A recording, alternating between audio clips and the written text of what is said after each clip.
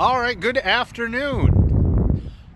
Andrew Kircher here, Community Engagement Manager, Port Huron Museums, coming back with our live segment. It's part of our architectural field trips that we've had. We'll wait for a couple people to join us today. Now, I've got a couple of buildings I think are pretty neat, and as something extra special, I even took a couple of notes. I did a little bit of research today. All right, we've got a few people joining us. So, as you might be able to tell behind me where I am, if I hold my phone way out like this, I don't have a selfie stick, we are at one of the biggest landmarks in downtown Port Huron. We are at the McMorran Auditorium, the Henry McMorran Memorial Auditorium. So this building, I think, deserves to have a little bit of talking about it, because I think a lot of people dismiss this building as being, well, a big rectangle, which it is, but it's pretty cool, and I'm going to tell you why. So I'm going to flip my camera around here. All right, so now we can see, I can walk a little bit more.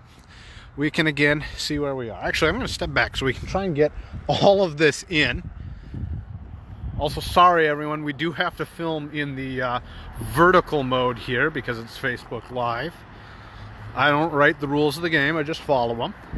Do my best not to step out into, there's a little bit of traffic downtown, not a ton. Now, to understand this building, you actually have to know a little bit about the history of the site here. This was actually the site of the Port Huron City Hall. Back in the 1870s, 1873, 1874, they built what is the City Hall, and at the time, county building. Right around that time in the 1870s, Port Huron actually wins out a pretty drawn-out, angry conflict with the city of St. Clair to become the seat of St. Clair County. So Port Huron won. It's been the county seat ever since.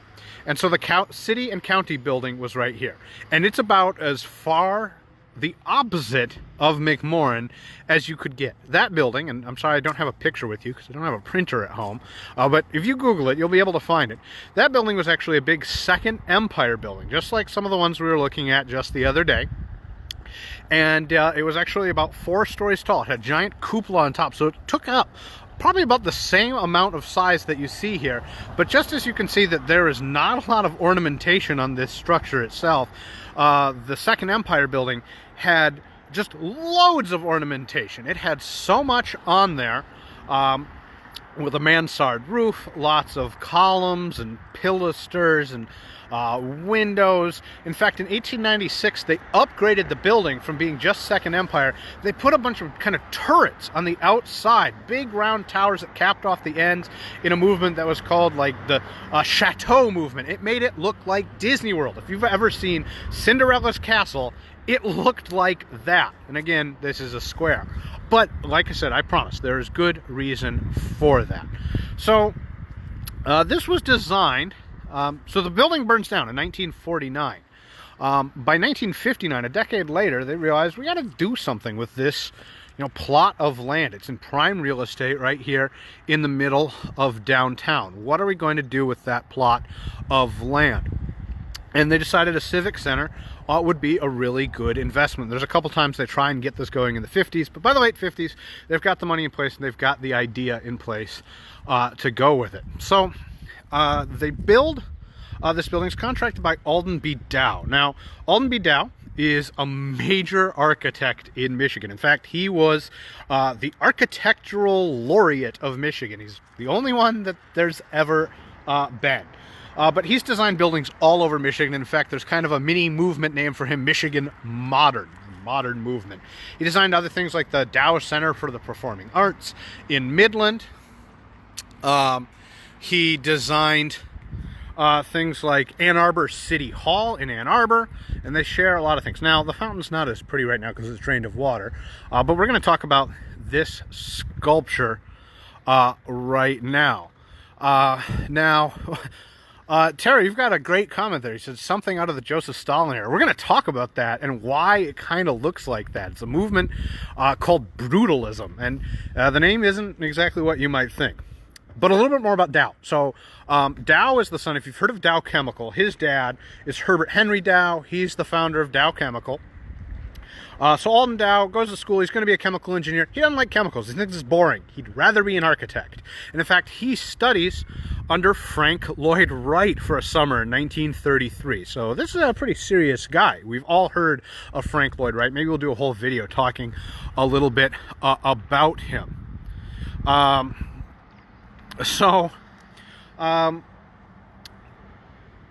was it? So Alden Dow designs this building and the statue here. Now, the building itself has very little ornamentation. It's made out of brick and limestone, and it's square.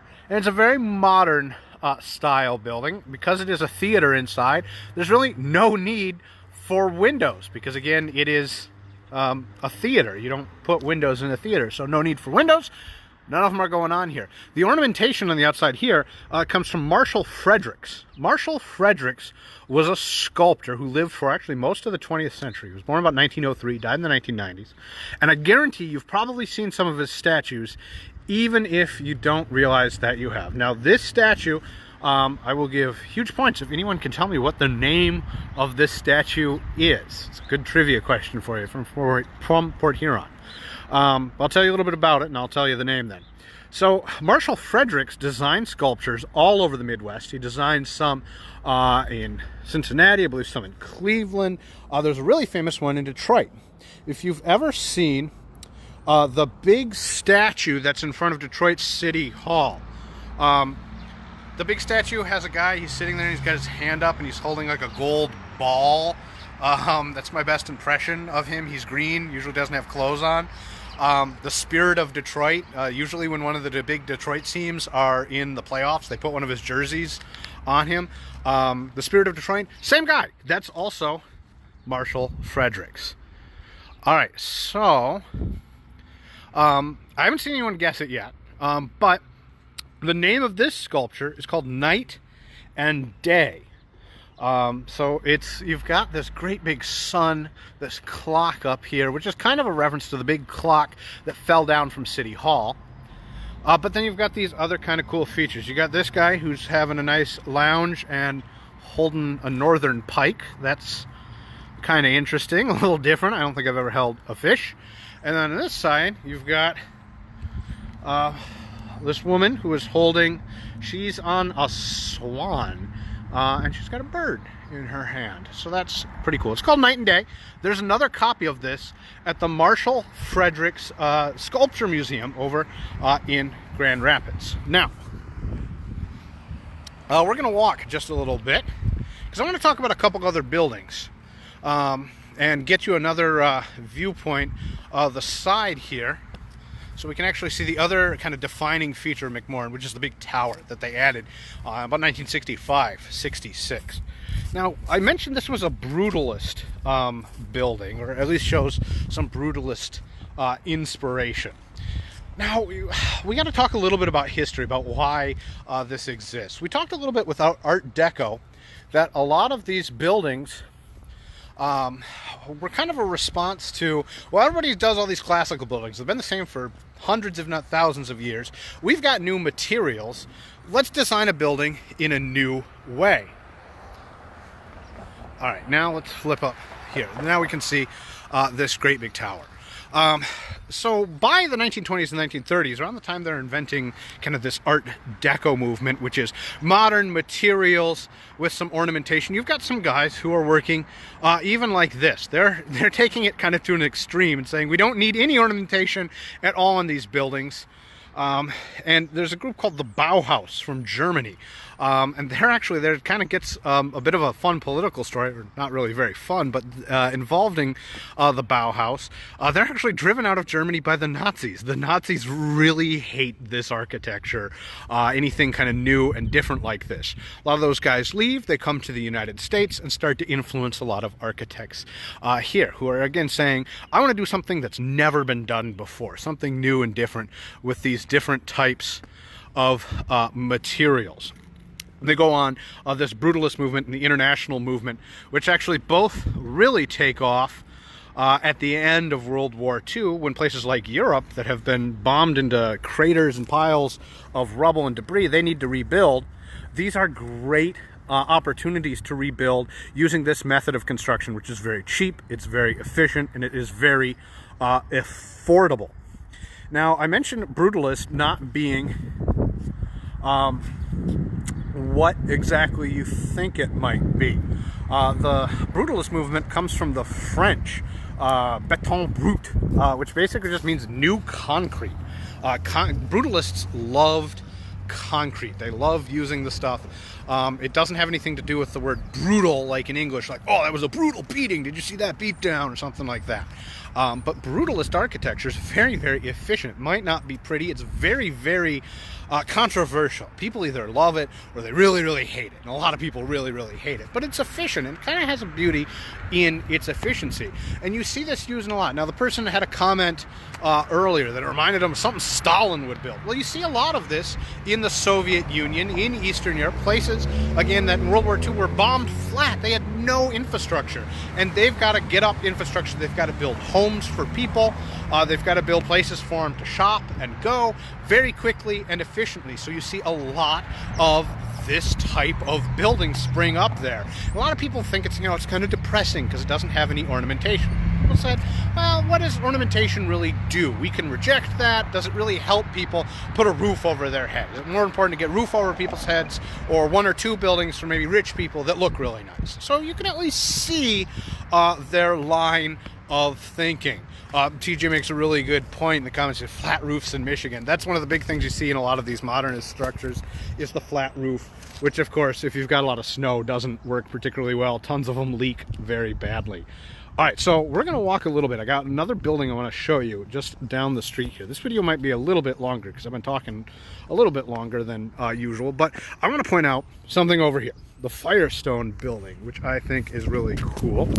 The Firestone building here has a cladding on its facade. So there's your architecture word for the day. The facade is the front of the building. It's what kind of gives a building usually most of its character. So it might be like the trim up at the top of the building, the fenestration pattern, which means the way the windows are arranged. Does it have a lot of windows? Does it have a very few windows?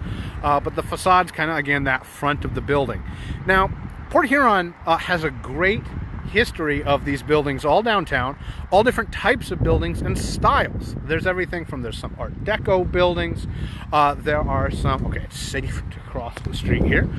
There are some Art Deco buildings, there are some buildings from the 1880s, the 1890s. Now, a lot of these buildings would be updated. If you use a building for hundreds of years, or well over a century, it's no surprise to see them updated.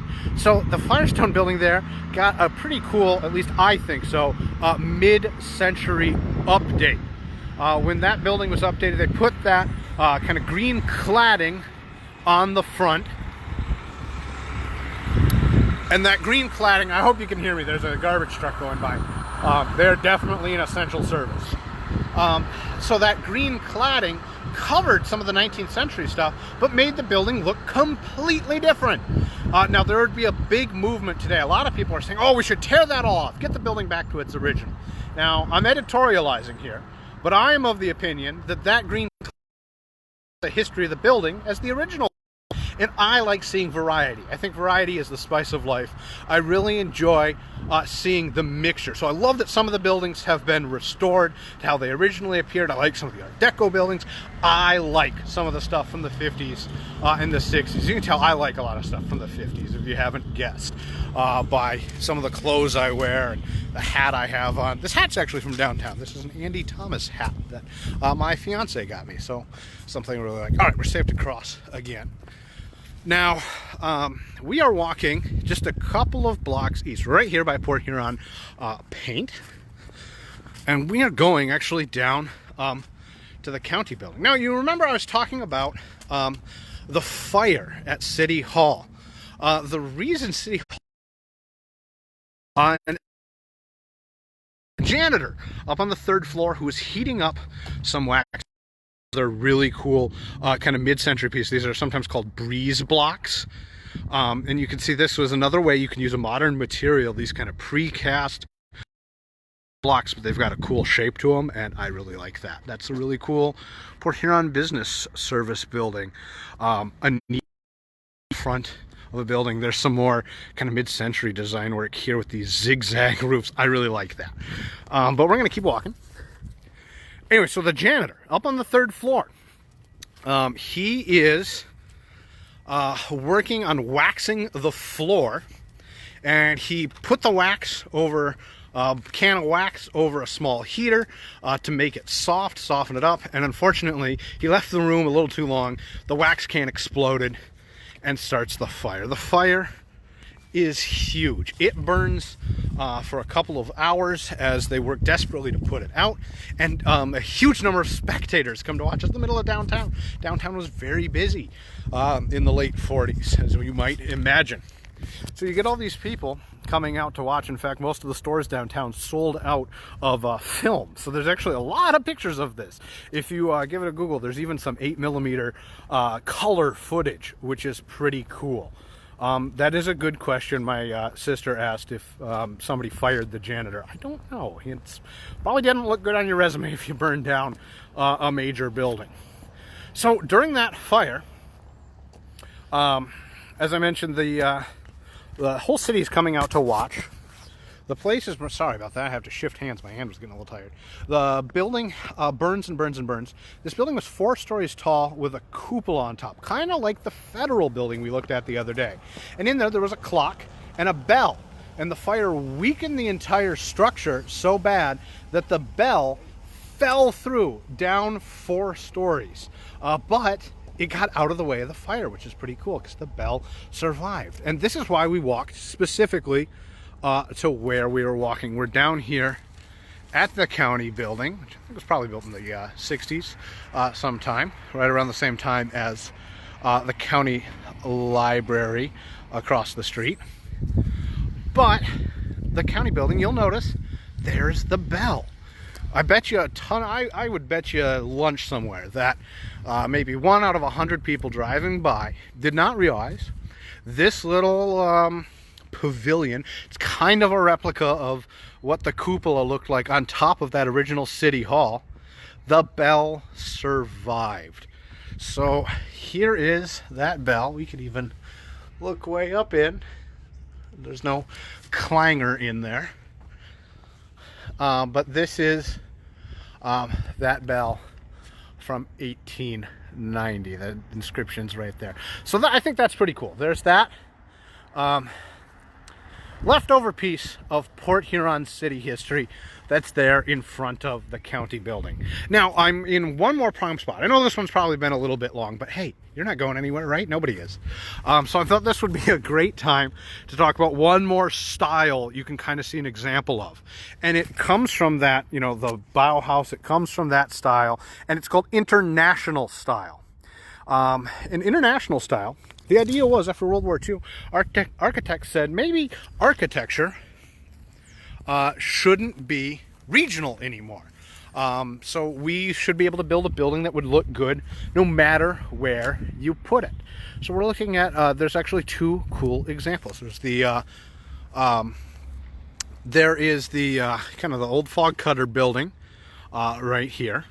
One of the big things you see with international style buildings, lots of glass. You know, we looked at McMorran and it's lots of massive structure. It takes up, it's very massive. When I say massive, I mean that like the building looks impressive because there is so much bulk. There is limestone, there is that brick, reinforced concrete. It looks like you'd never be able to push it down even if you had a tank. International style, same kind of idea, but kind of goes in the opposite way. Instead of looking massive and bulky, they look light and airy because you've got lots of glass. And you can see that as well in the MOC here, the Municipal Office Center. You use that glass, and that's kind of your ornamentation. It's a substitute. You don't have lots of columns and carved reliefs or fancy corners or anything.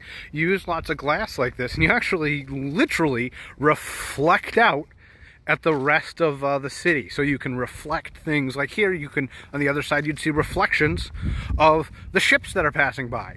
If you've ever been downtown and seen a sunset here, as the sun, you know, we're walking east, the sun's setting behind us, that can be very beautiful on the windows here. Some architects say, how do you improve on nature? Well, you can't. You just have to put a window up to it, or in this case, a mirror.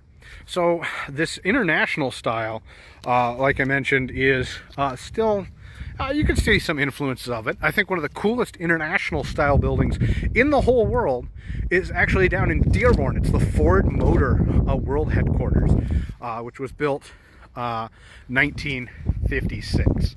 So anyway, there's some modernist architecture for you. We've talked about brutalism, we've talked a little bit about this international style, and a little bit about the history of the Port Huron City Fire and City Hall, and how we got that really cool Alden Dow building. So I guess I'll throw it to you guys in the comments. What do you think? Do you like brutalism? Do you hate brutalism? Do you think you never want to see a big ugly building, or do you realize, like, oh, you know, maybe there's something to be said for usefulness of a building rather than, you know, what it looks like? Or do you like kind of a mix, depending on what the building is?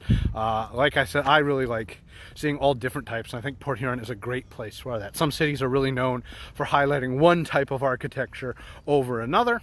I really like it when there's a healthy mix of different types. So thank you all for joining us again. Again, my name is Andrew Kircher. I'm the Community Engagement Manager for Port Huron Museums. And that is a really good question about setting the clock on McMorran. I know they are planning a lot of work in the near future on that plaza, so I'll be interested to see what it is. We're always, you know, part of history, part of architecture. It usually goes kind of like a pendulum. You know, it might swing towards one style or one direction and swing back the other. So we'll see what they come up with for that. Now, thanks for the warning, Ed. Now, I promise there is no one else around me. I'm just out for a walk by myself. It's perfectly allowed within the rules.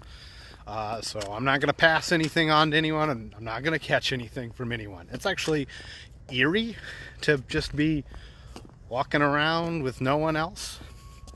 So if you have any questions, throw them up in the comments. If you have any suggestions for other things that you might like to see, throw them up in the comments. Here's another kind of cool thing we walked by. This is purely editorial because this is just a piece of art. I think it looks like Gumby. Anybody else ever seen this Gumby art? In the middle of the street here. The street here, McMorran, I should point out, they kind of rerouted. They turned this into like a little boulevard. This used to be called Broad Street, and they really changed quite a bit of this, but a long, long time ago, like right after the fire, sometime in the 40s or the 50s. Now, if you enjoyed what you're seeing, feel free to share this, pass it along. We were about 20 likes shy of 10,000 likes. I think that'd be a really cool place to get for Port Huron Museum. So share this along, pass it to your friends. I plan on keeping to do these as long as I can. I don't really have a set schedule or anything like that. Throw them up down there in the comments, or send a message to the Port Huron Museums. We'd love to read about it.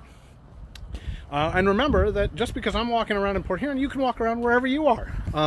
Obviously stay well away from others, but you can enjoy. The sun's come out, it's pretty nice outside. And history is right in your own backyard. You can take a look at some of those buildings. Now, if you've liked what you've seen, you can always support Port Huron Museums at this time by picking up a membership. That's my plug for today. We'd love to have you on board as a member. It gets you into all of our sites as many times as you want for free, and I know when all of this is over, people are going to want to come out of the woodwork to go to sites, go to events we have, things like that. And this is a great opportunity to pick one of those up. It'll be good for a full year from when we are able to reopen. So again, I know this one's been pretty long, but thanks for sticking with me. Enjoy the day. Hopefully you can take out some time in this nice weather to enjoy the history in your own backyard.